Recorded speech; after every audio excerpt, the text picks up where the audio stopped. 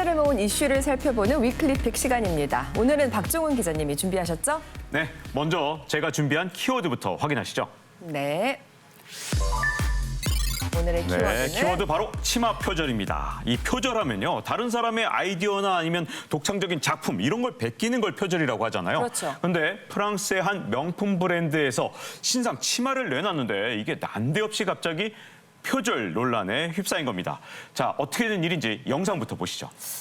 어떤 치마이길래 그런가요? 자, 지난 23일 파리의 한 디올 매장 앞에선 이 중국인 유학생들의 시위가 열렸습니다.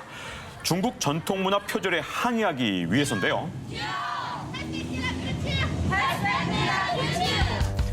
자, 표절 시비가 붙은 건 양 측면에 주름이 있는 치마입니다. 중국 네티즌들은 이 치마가 명나라 때 의상 이 마맨춘을 도용했다고 주장을 하거든요. 아하. 자, 치마 표절 논란은 SNS 실시간 검색어 1위에 오를 정도로 과열이 됐고요. 일부 네티즌들은 이 마맨춘을 입고 직접 디올 매장을 찾기도 했는데요. 저렇게. 자, 결국은 디올은 이 해당 스커트의 온라인 판매를 중단한 상태입니다. 온라인 판매가 중단되었다. 그 표절 시비에 휘말린 치마 이야기군요. 그러면 디올에서 표절을 인정했어요?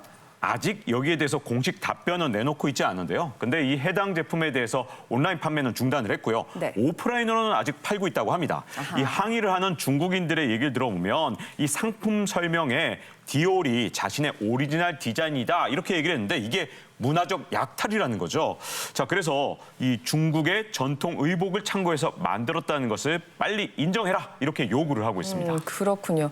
저는 중국 전통 복식에 대해 많은 걸 알고 있지는 않지만은 그런데 왜 예를 들어서 우리의 김치도 막 중국 음식이라고 주장을 했었고요. 그래서 중국인들의 이런 원조 주장이 딱히 낯설게 들리지는 않습니다. 그렇죠. 예, 굉장히 오래됐죠. 심지어 일부 이제 중국인들은 햄버거라든가 피자, 파스타 이런 것도 원래 이제 중국에 그런 비슷한 형태들이 있었고 그래서 이것도 중국의 원조다 이런 주장을 하고 있죠. 그런데 그래요. 사실 이 문화의 기원을 찾는 게 사실은 불가능한 일이고 굉장히 힘든 일이죠. 그리고 그렇죠. 이제 원래 문화의 속성을 보더라도 모든 문화는 융합하고 교류하는 과정에서 새롭게 발전하고 이제 재창조되는 게 문화의 기본 속성이기도 하죠. 순수한 독자 문화라든가 순수한 민족 문화라는 거는 존재하지 않습니다. 네. 그런데 이제 중국에서는 세계의 많은 문화가 중국에서 기원했다 이렇게 주장을 하고 있는 것이죠. 계속해서 그런 주장들을 하고 있네요. 네, MC님 혹시 영화 탑건 보셨나요? 물론 봤습니다. 저는 네. 전편, 속편 다 봤어요. 네, 뭐 저는 두 번 봤는데요. 이 두 중국판 번씩. 탑건이 나온다는 얘기가 있습니다. 중국판 탑건. 네, 어떤 이야기인지 영상으로 확인하시죠. 그래요. 네, 미군 전투기 조종사 이야기를 담은 영화 탑건, 최근 개봉하는 후속작까지 아주 흥행 중인데요. 중국에서도 중국판 탑건을 만든다고 합니다. 네, 올 연말 개봉을 앞둔 하늘의 왕이라는 영화인데요. 중국 최신 전투기의 탄생과 또 시험 비행 조종사들의 이야기를 담은 애국주의 영화라고 합니다. 근데 예고편만 보면은 저게 탑건 아닌가라는 생각이 드는 유사 장면들이 많네요. 네. 그 논란을 피할 수가 그렇죠. 없겠는데요. 근데 중국 네티즌들은 뭐 환호하는 반응입니다. 아니, 소재도 그렇고 내용도 그렇고 탑건 영화를 인상 깊게 본 사람으로서 미국 영화의 영향을 굉장히 많이 받은 것으로 보이고요. 그런데 아까 치마는 표절이라면서 네. 또 이 영화는 중국판 이 영화는 호평을 받는다? 좀 앞뒤가 안 맞아요? 네, 그걸 두고 이제 우리가 내로남불이라고 이야기를 하는데요. 뭐 다들 들어보셨겠지만 소분홍이라고 극단적인 네. 애국주의 청년 세대가 있죠. 2008년 베이징 올림픽 이후에 중국이 고도 경제 성장을 이루면서 그 혜택을 누려온 세대라고 할 수 있고 그래서 이제 중국에 대한 자부심이 굉장히 큰 게 특징입니다. 네. 근데 사실 뭐 최근 세계에 중국에 대한 여론이 이렇게 좋지는 않죠. 뭐 안 코로나19도 있고 외교적으로 너무 공격적이다는 얘기도 있고요. 그리고 또 우리가 또 중국 제품 하면 약간 조금 이제 짝퉁 이미지 뭐 이런 게 있으니까 모조품. 그런 부분에 대해서 굉장히 자존심이 상한 것 같아요. 그래서 다른 문화권에서 중국하고 비슷한 게 나오면은 우리가 원조다라고 외치면서 굉장히 강경하게 반응을 하는 것으로 알려져 있죠. 그렇군요. 네, 사실 중국의 애국주의 문화가 이제 굉장히 유행을 하다 보니까 애국주의 컨텐츠가 이제 굉장히 많이 만들어지고 있죠. 근데 이제 이런 흐름의 배후에는 중국 정부가 펴고 있는 한족 중심주의, 민족주의가 작동을 하고 있다고 봅니다.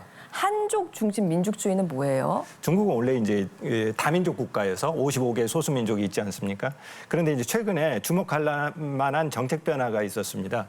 우리 조선족 동포들이 거주하고 있는 연변 조선족 자치구에 간판이나 표지판이 한글을 먼저 썼는데 요즘에는 이제 중국어를 먼저 쓰고 한족을 밑으로 내려라 이런 이제 정책이 나오기 시작한 겁니다. 순서를 바꿨네요. 네, 이게 이제 단순히 어떤 간판 언어 순서를 교체하는 게 그치지 않고 소수민족 정책이 바뀐 거죠. 그러니까 예전에는 소수민족의 언어와 문화를 보호해주고 육성해줬는데 최근에는 소수민족 문화와 언어를 한족의 언어와 문화로 동화시키려는 이런 이제 한족 중심의 민족주의 흐름을 반영하는 정책이라고 볼 수 있습니다. 이 교수님 말씀을 듣고 보니까요. 지난번에 이 베이징 동계올림픽 때 개막식이 생각이 나거든요.